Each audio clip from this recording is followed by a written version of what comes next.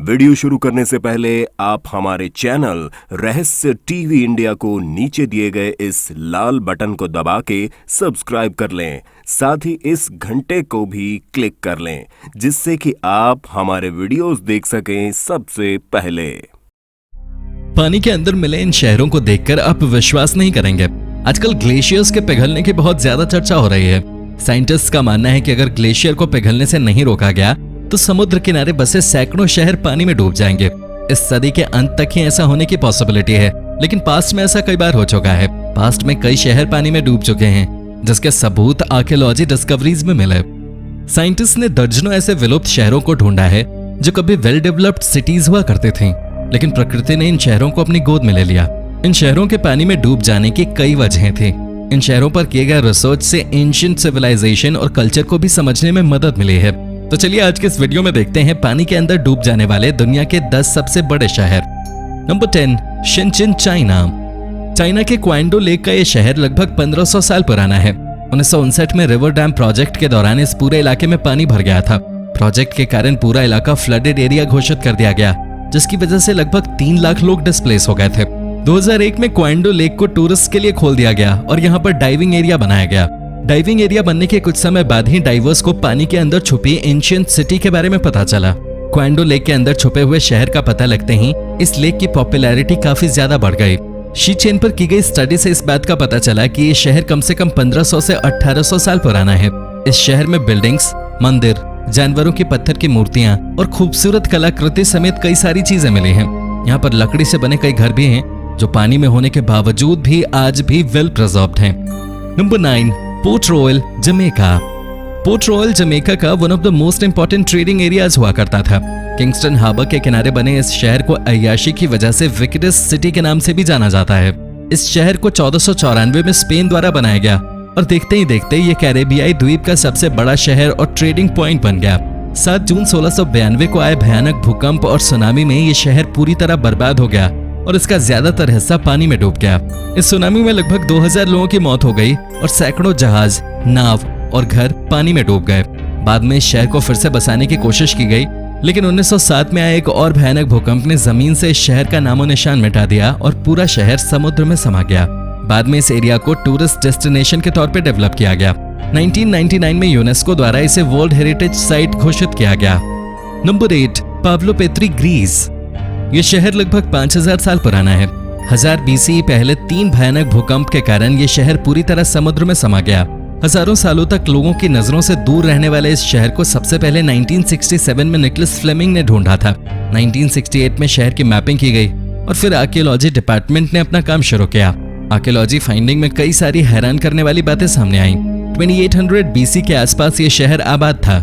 इस शहर में 15 बिल्डिंग्स हैं जो पानी में 9 से 13 फीट की गहराई में मौजूद हैं। यहाँ पर मिट्टी के बर्तन और कपड़े बनाने की एंशिएंट टेक्निक भी मिली है। Number 7, Dwarka, India. 1983 से 1990 के दौरान मरीन आर्कियोलॉजी यूनिट द्वारा किए गए अंडर वाटर एक्सकेवेशंस में पानी में डूबे हुए इस शहर का पता चला।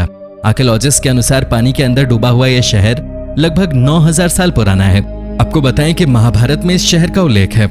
महाभारत के अनुसार भगवान कृष्ण और इविल किंग साल्वा के बीच इसी जगह पे युद्ध हुआ था।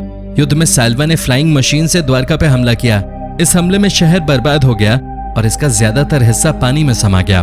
लोगों का कहना है कि यह वही शहर हो सकता है जिस शहर का महाभारत में उल्लेख है। यहाँ पर बिल्डिंग्स, पत्थर से बनी अलग अलग आकृति, ऊंची दीवार, जानवरों की आकृति समेत कई और चीजें मिली हैं।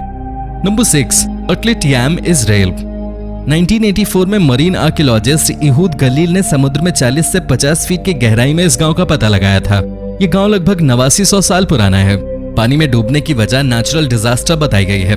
इस गांव के लोग काफी ज्यादा सिविलाइज थे। इन लोगों ने अपने लिए रेक्टेंगुलर घर बनाए थे। इन घरों में कई सारी चीजें रिसर्चर्स को मिली हैं। मानव अवशेष से लेकर जानवरों तक के अवशेष मिले हैं। इनमें से कुछ अवशेषों में ट्यूबरक्लोसिस जैसी जानलेवा बीमारी भी पाई गई है। जानवरों के अवशेष, हड्डी और पत्थर से बने औजारों के अलावा एक कुआं भी मिला है। कुएं की दीवार हड्डी और पत्थर से बनाई गई थी। इस गांव से साइंटिस्ट को कई सारी एंशिएंट चीजों के बारे में पता चला है। Number 5, villa एपेक्विन, Argentina.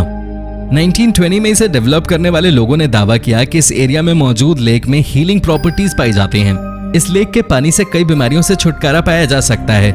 इस दावे के बाद हर दिन हजारों विजिटर्स यहाँ आने लगे। विला एपिक्विन की पॉपुलैरिटी बढ़ती गई, सब कुछ बढ़िया चल रहा था। लेकिन 6 नवंबर 1985 को कुछ ऐसा हुआ कि विला एपिक्विन पूरी तरह बर्बाद हो गया। एक रेयर वेदर पैटर्न की वजह से पास का एक डैम टूट गया। डैम टूटने के बाद विला एपिक्विन की सुरक्षा के लिए बनाया गया बांध भी टूट गया और लगभग 33 फीट ऊंची पानी की लहरें उठने लगी। बांध टूटने से पहले ज्यादातर लोगों को रेस्क्यू कर लिया गया था। 280 से ज्यादा होटल्स, गेस्ट हाउसेज, लॉजेस, दूसरी बिल्डिंग हमेशा के लिए पानी के 13 फीट नीचे डूब गईं। फाइनली 2009 में विला एपिक्विन पानी के गिरफ्त से आजाद हुआ, लेकिन तब तक सब कुछ बर्बाद हो चुका था। 2009 के बाद की तस्वीरें काफी ज्यादा भयावह थीं। पानी खत्म होने के बाद इस शहर को दोबारा डेवलप नहीं किया जा सका, लेकिन एक शख्स पाब्लो नोवाक ने यहाँ फिर से आकर रहने का फैसला किया। इनका जन्म 1930 में विला एपिक्विन में ही हुआ था। Number 4, Heraklion, Egypt. 1933 में RAF कमांडर ने इस शहर के बारे में पता लगाया था, लेकिन इसके एक्सप्लोर करने की शुरुआत 1999 में फ्रेंच अंडरवाटर आर्कियोलॉजिस्ट फ्रैंक गोडियो ने की। इस शहर को थॉनिस नाम से भी जाना जाता है। ये शहर इतना बड़ा है कि अब तक इसके सिर्फ 5% हिस्से को ही एक्सप्लोर किया जा सका है। आर्कियोलॉजिस्ट का मानना है कि 6th से 4th सेंचुरी BC के दौरान यहाँ काफी ज्यादा एक्टिविटी हुआ करते थे। सुनामी, भूकंप और समुद्री जल स्तर लगातार बढ़ने के कारण 8 BC में यह शहर पानी में समा गया। यहाँ मिले प्रमुख चीजों में गॉड सेरापिस और क्वीन आर्सेनोए II के स्टैच्यूज, 2nd सेंचुरी BC का copper coin, Greek temple, ships और एंशिएंट ग्रेनाइट कॉलम्स भी मिले हैं। इस शहर की डिस्कवरी के बाद एंशिएंट इजिप्ट की काफी सारी हिस्ट्री सामने आई है। Number 3, Potosi, Venezuela. पोटोसी एक छोटा सा शहर था। यहाँ की आबादी लगभग 1200 लोगों की थी। 1985 में सरकारी फरमान पर इस जगह को हाइड्रो इलेक्ट्रिक डैम बनाने के लिए सेलेक्ट किया गया। शहर खाली कराया गया और पूरे इलाके को पानी में डुबो दिया गया। पोटोसी में लगभग 100 फीट पानी जमा हो गया। लगभग 25 सालों तक पानी के अंदर रहने के बाद 2010 में इस शहर को पानी से छुटकारा मिला। 2010 में वेदर फिनोमेना अल नीनो के कारण वेनेजुएला भयंकर ड्राउट की चपेट में आ गया। इस ड्राउट के कारण पोटोसी शहर के ऊपर जमा 100 फीट पानी भी सूख गया और 25 साल बाद एक बार फिर यह शहर विजिबल था। भले ही पानी सूख गया हो, लेकिन शहर का नजारा पूरी तरह बदल चुका था। यह शहर एक डरावनी जगह में बदल गया था। पोटोसी शहर के निवासी अपने घर को देखने आए, लेकिन इस वीरान शहर को देखकर वापस चले गए। Number 2, Yonaguni, Japan. जापान का योनागुनी मॉन्यूमेंट एक मिस्टीरियस सबमर्ज सिटी है। योनागुनी सी हैमरहेड शार्क्स के लिए काफी मशहूर है। 1986 में डाइवर किहाचिरो अराताके शार्क्स की तलाश कर रहे थे, तभी उनकी नजर पत्थर से बने स्ट्रक्चर पे पड़ी। किहाचिरो ने जब करीब जाकर देखा तो वो हैरान रह गए। पत्थरों से बना यह स्ट्रक्चर काफी दूर तक फैला हुआ था और काफी हद तक एक शहर जैसा था। आर्कियोलॉजिस्ट के लिए भी योनागुनी मिस्ट्री बना हुआ है। कुछ का कहना है कि नेचुरल फॉर्मेशन है, वहीं ज्यादातर आर्कियोलॉजिस्ट इस बात पे जोर देते हैं कि ये एक शहर है। मसाकी किमुरा का कहना है कि ये शहर लगभग 10,000 साल पुराना है और टेक्टोनिक एक्टिविटी के कारण ये समुद्र में डूब गया। पत्थर से बने इस शहर में पिरामिड्स, कैसल्स, रोड्स, मॉन्यूमेंट्स और स्टेडियम्स भी हैं। हालांकि योनागुनी नेचुरल फॉर्मेशन है या आर्टिफिशियल स्ट्रक्चर्स, इस बात पे अभी भी बहस जारी है। Number 1, island of Antirhodos, Egypt. Antirhodos island Egypt की रूलर क्लियोपेट्रा का प्राइवेट आइलैंड था। ये शानदार आइलैंड 4th सेंचुरी में भूकंप और सुनामी की वजह से डूब गया था।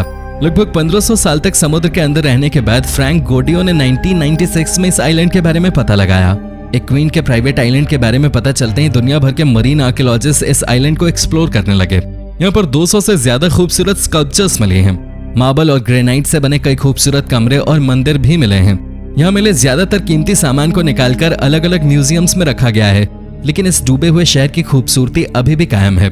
इजिप्ट की सरकार एंटीरोडोस को अंडरवाटर म्यूजियम में बदलना चाहती है। इनमें से आप किस शहर को देखना चाहते हैं? कमेंट में जरूर बताएं और चैनल को सब्सक्राइब करना ना भूलें। धन्यवाद।